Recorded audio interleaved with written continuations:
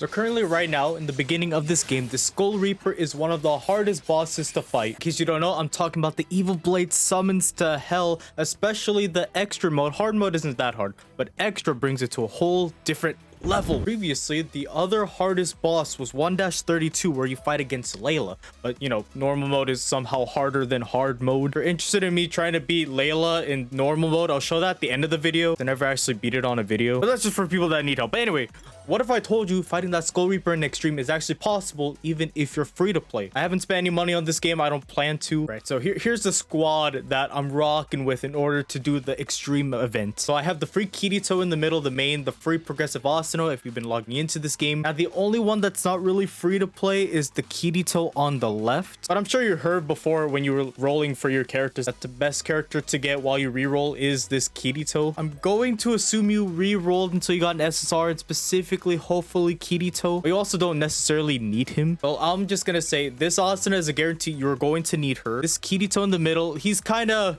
a big maybe. If you summon for the Yu-Gi-Oh right here on the banner, you could use him instead of that water Kirito. Or if we went to the battle pad, this Yu-Gi-Oh's out, right? Yeah, okay, the Yu-Gi-Oh's out. So you can even use this Yu-Gi-Oh if you need some water units. Like I said, that Kirito is like a maybe, but especially this Kirito on the left, you do not need him. If you have the two Yu-Gi-Ohs I talked about, you can replace this Fire Kirito with one of those two. But if you had one of the other two Yu-Gi-Ohs, then you can also replace that Kirito with the other Yu-Gi-Oh. So you could rock with Yu-Gi-Oh, Integrity Knight Yu-Gi-Oh, and Asuna, or one of the Yu-Gi-Ohs, free Kirito, free Progressive Asuna. Now, as for the abilities, I believe this is an event ability. I gave the burst gauge accumulation 10%. This is the most important one. You get this by doing the event right now. It is the ability to recover whole party's HP by 10% when you use Switch. Now, I thought this was useless, but it's actually the most useful thing, especially for this event. Gonna need at least one of these, but I have it for like all three of them. And the last one is just something to kind of build up some strength as well as the awakening. Now for the free Kirito as well, one of the HP recoveries, something that just brought up his skill a little bit. The other one doesn't really help him because he's not fire, but he has the other skill. I realized I could probably switch the fire Kirito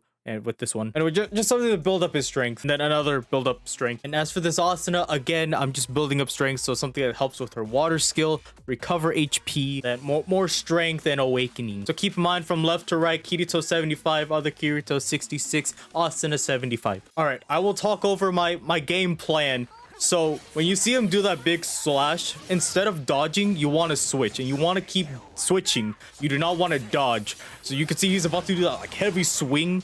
You just have to keep switching, and you have to time it right. Now, I can't really tell you a good timing of when to time it right. You have to keep playing this and get used to it. But that, and also when you see that, that's like a weak attack. You can keep attacking.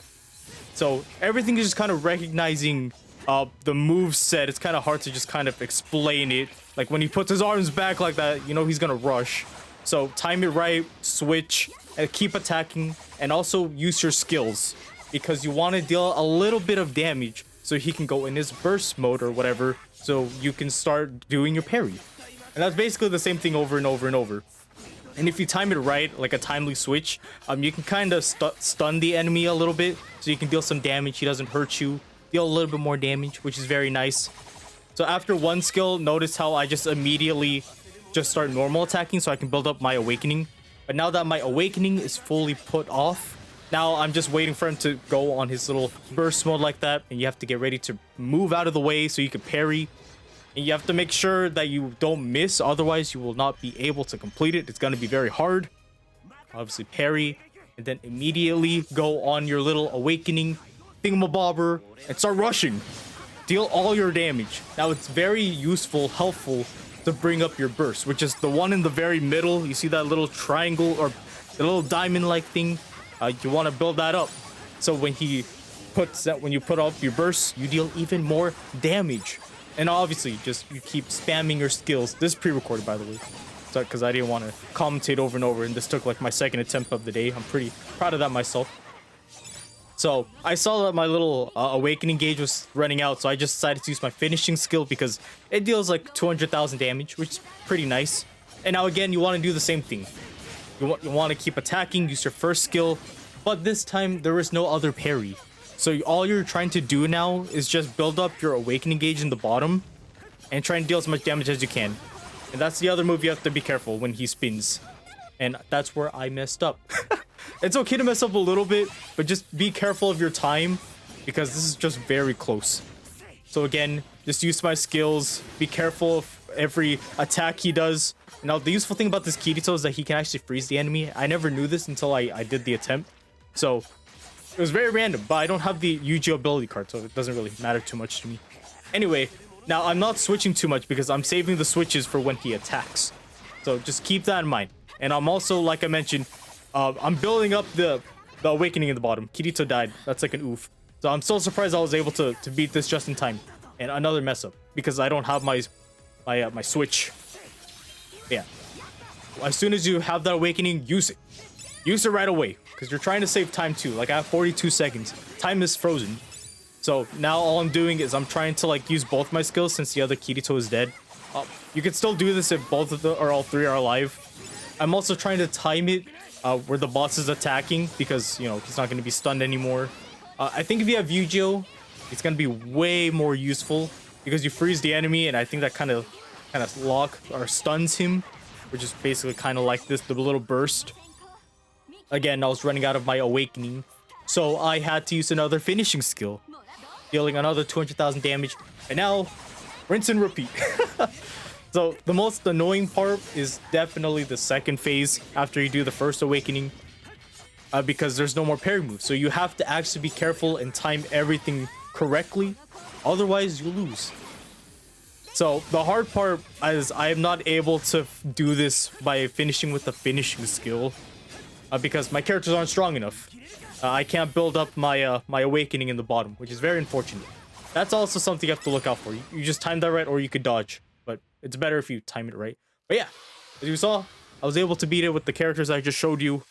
It is possible. Instead of dodging, you just have to timely switch. Switch timely switch.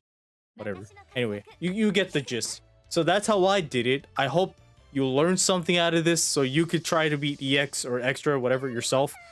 It is possible. It's just a little difficult. Took me a couple tries the first time. All right, now this is just a little extra. I'm going to show you how to beat Layla if you never beat Layla on normal mode. She is tougher for some reason. They really need to fix it. I'm going to use the same team that I used for the event, because why not? Okay, now the thing about this is you actually just want to keep attacking her. You do not want to use the skill on the left because she will fly like so. If I did that, oh, she didn't fly. Here, this skill, she will fly, and that's something that's like the most annoying thing that'll waste a lot of time. So notice how if I just keep normal attacking, she's not flying or anything, but if I use the skill on the right, she doesn't fly either. So now I'm just going to keep normal attacking until I build up my awakening, and when I start spamming my skills, I'm only going to use the skill on the right because she will not fly. She will stand in place, which is very nice. And also notice how we're not flying and we're not taking a lot of damage, and with the ability card where we heal if we switch, very useful. So build that up, and then we use this, and now spam the skill on the right. I think for Kirito's case, because she's not flying, just you could actually use his left, but just use the right one if you want to be safe. Time is also frozen, so you can even beat this in 30 or under 60 seconds if you care about that. I don't remember if that matters. Actually, I think it does matter. Okay, I think I can finish her here. Yeah, that's basically how you can beat Layla. I didn't think so you guys figured it out. But yeah, it's actually a lot easier, well, when you don't really dodge or anything.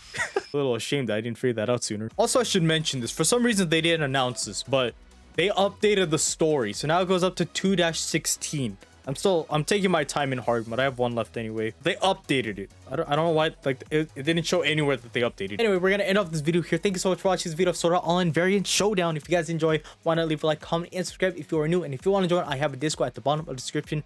But thank you so much for watching. My name is Kaz. I hope you have a fantastic day, and hopefully I helped you out. But I'll see you guys all again in the next video. Goodbye.